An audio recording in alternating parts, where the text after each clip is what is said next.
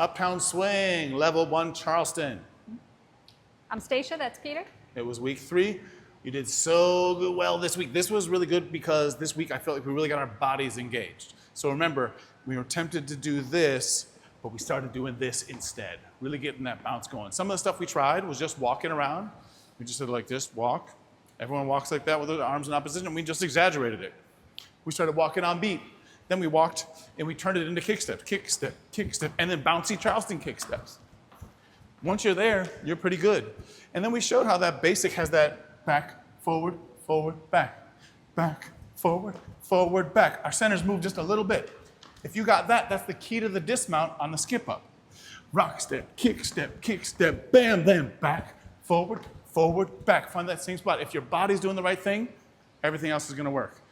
Y'all did great with that. We did a lot of hustle, and then we did kickaways. We did double kick, double kick, double kick, double kick. Remember, I'm not kicking here or there ever. I'm kicking here only, and I turn my body. So I'm kicking, but I just turn my body. This is, in fact, a great practice. Try it both ways, both feet.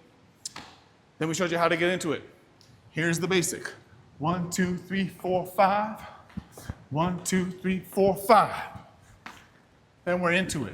It's the same thing as our basic footwork wise. Rock, step, double kick. Rock, step, double kick. We're in. Nothing changes except where we turn ourselves. We get the hand on the hip and we go.